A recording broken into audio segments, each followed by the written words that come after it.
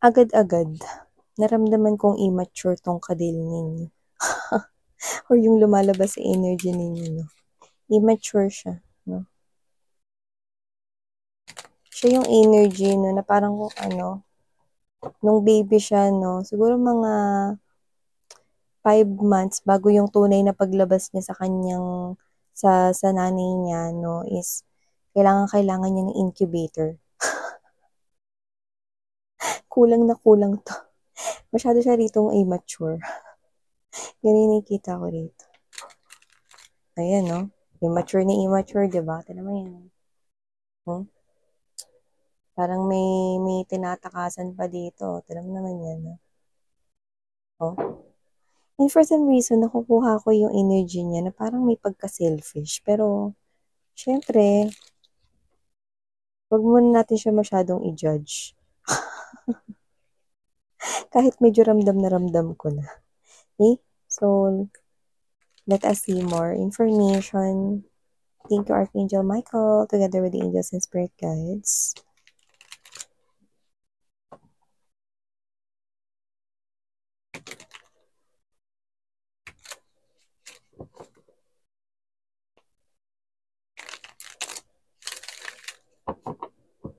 Okay, let's see.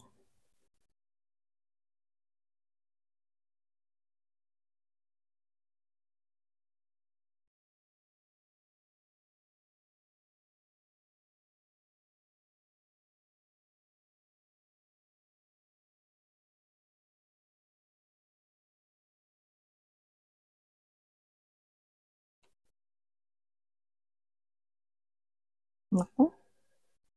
Naku, naku, naku, naku, naku, naku. Ilatag na nga muna natin lahat mga babes, no? Ay, go. Right at the heart of this reading, Eight of Cups energy.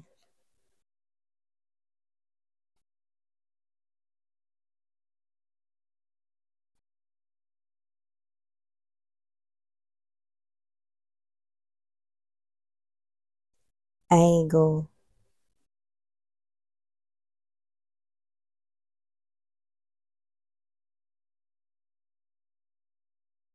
So, hi and hello there, collective. Thank you so much for always staying here with me in the channel, babe. So, before we start getting more information dito, no, sa inyong reading, let me just greet everybody, no. Hi, new subscribers. Ako po si Yan. Welcome. At sa returning subscribers, thank you so much sa inyong walang sawang support. So, yun nga, no, wala tayo ditong gender, bae, lalaki, LGBT, lahat kayo welcome. You can flip roles if you want. Of course, this is general reading. And at the end of the day, you always have your free will. And you're free or malaya rin kayong gamitin yan. Syempre naman, no, just take only what resonates. So here, I do see an energy here of someone. Eight of Coins energy. Nine of Wands. Death card energy. And the Three of Swords energy. Ano bang nakikita mo dyan, Miss Yan? O, nakakita ko dito ng person, no, na dismayado. Well, actually, nakikita niya rito yung parang, regardless kung wallet ba yung tinitingnan niya o ATM machine, no? So, I'm seeing someone here disappointed sa laman ng kanyang pera, no? Sa laman ng kanyang wallet, sa laman ng ATM niya, may ganon, may disappointment, dismayado, may ganon. Ha? Kung sino man tong energy na to, no, hindi niya gusto yung nangyayari. No? Parang nagtatrabaho siya dito, tapos dumadaan lang sa palad niya ang pera, no? Parang paulit-ulit siya dito nagpapaalam sa pera. Pagsahod na, no? Mga babes, no? Parang hindi lang nagtatagal sa kamay niya ang pera, no? So, nakita ko dito na, oo, noon, ganyan rin naman yung sitwasyon, pero parang mas malala ngayon. Yan, no? And I think it's something here that keeps on going for quite some time now.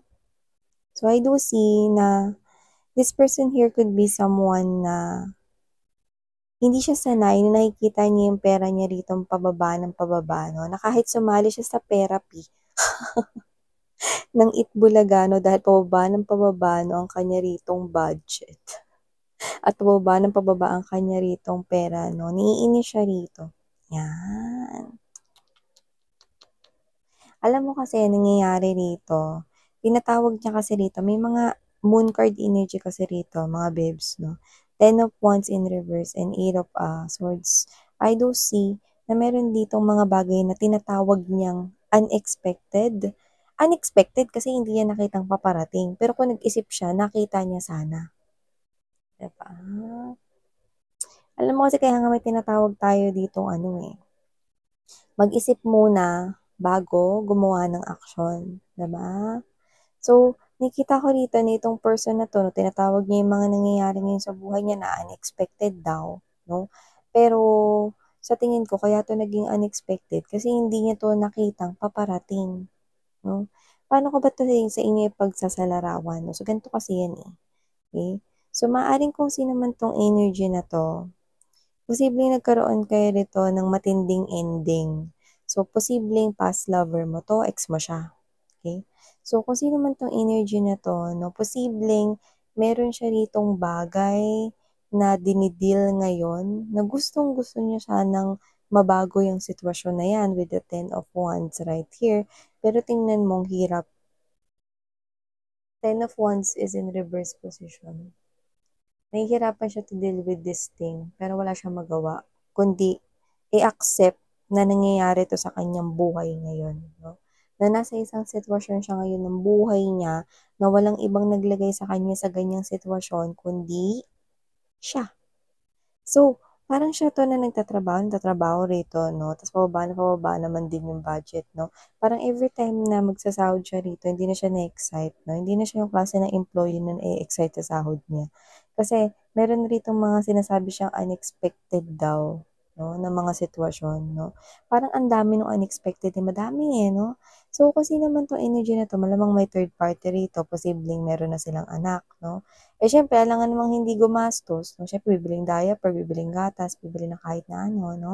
So, maaaring yun yung pinagkakagastusan niya. O tapos siyempre ayun lang ba yung kailangang, bilhin at bayaran. So, posibleng meron rin siyempre 'no, kuryente ano libre yan?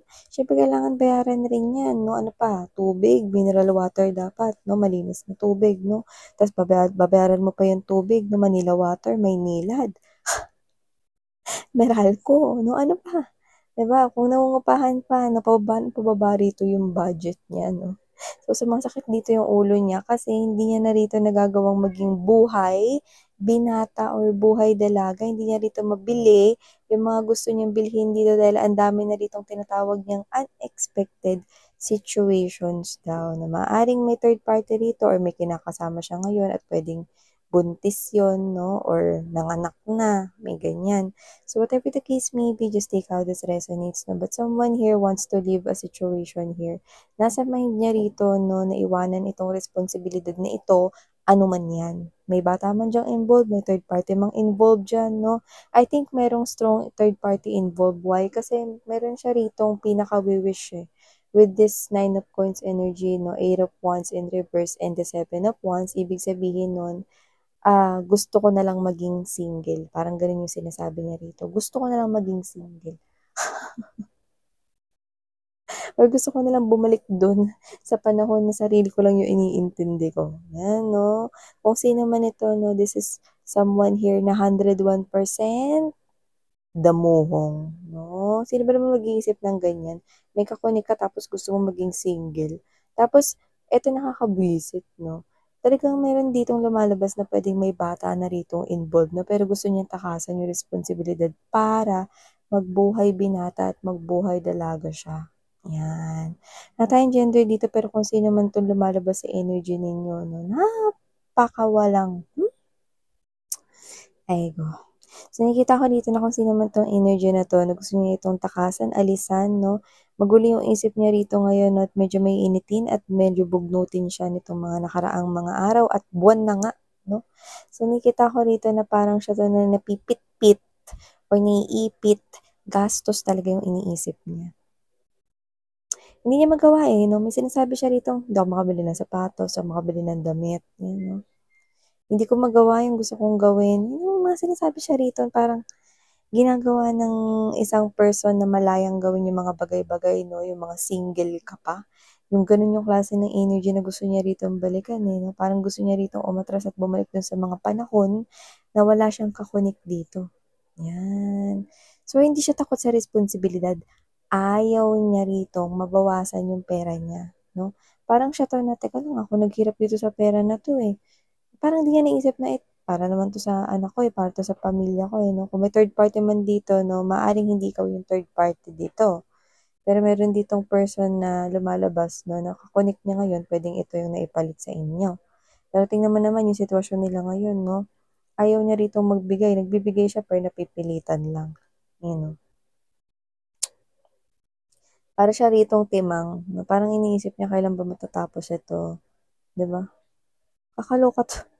Kakaloka yung Ten of Wands energy na Five of Wands and there's the Seven of Wands energy. Kailan ba matatapos ito? Gusto ko na matapos ito na parang ako na lang kaya ang tumapos nito, ano kaya kung umalis na lang ako magpakalayo-layo, mamuhay bilang single, mga ganyan 'no. Alam mo kung sino man 'to kadil ninyo, I'm so happy na hindi yun na 'to kadil ngayon.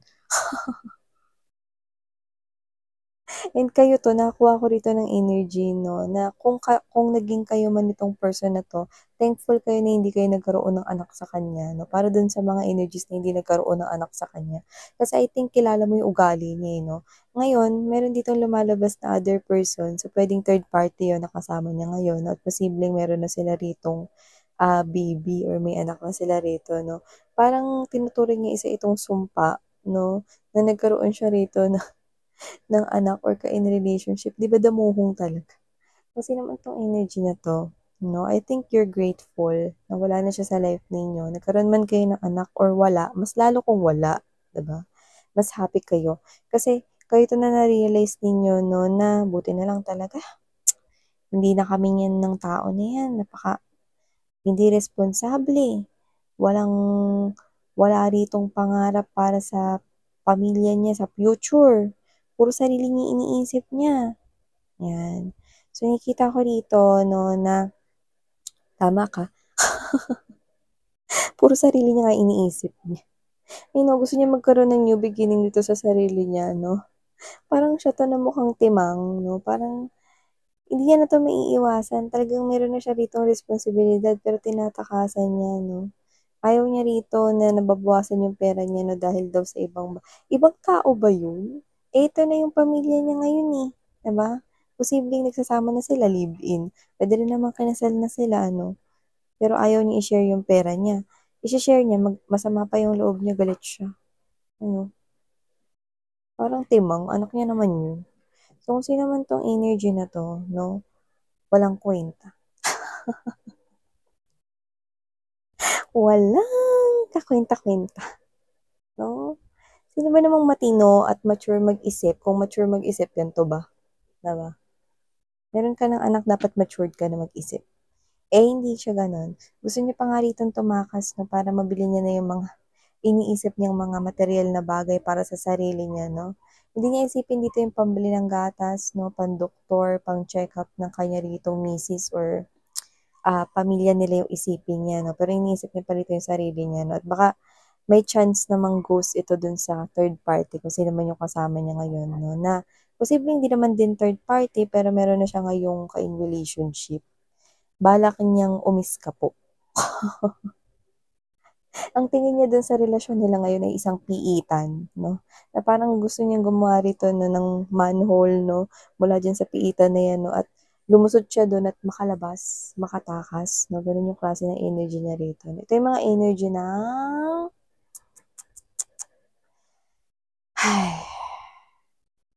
so, I'm happy na lang talaga na hindi niyo na talaga ka-connect itong person na ito, 'yan.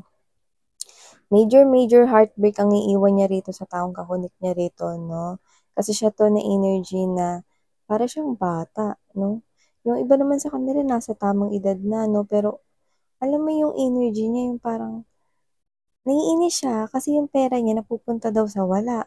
Eh, napupunta lang din naman din yun sa pamilya niya ngayon, 'di ba? So, anong klaseng pag-iisip ito, 'di ba?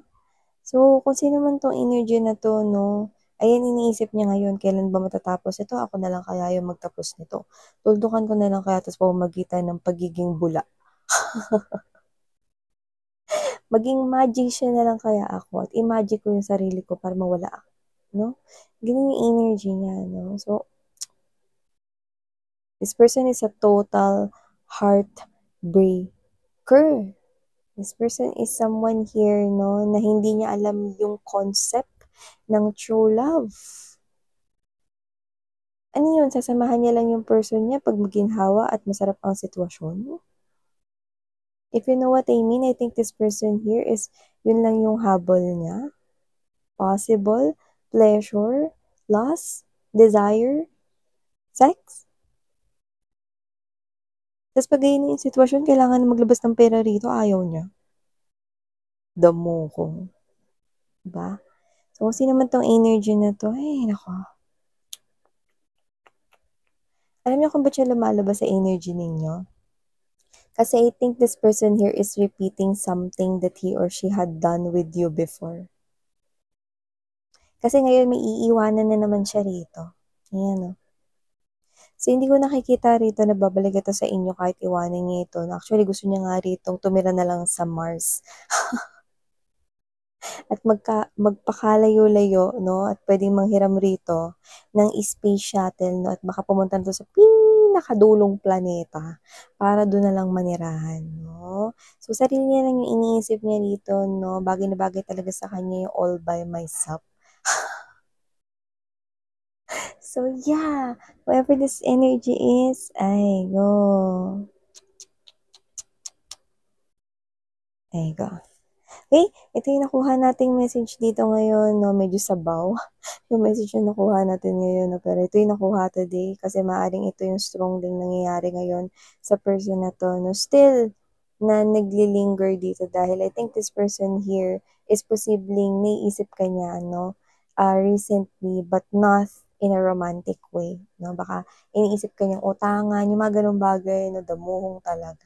So yeah, these are all the messages I've got right here. Thank you so much, sweetheart. Muli ako po si Yan. Sarang Love and Light. Annyeong.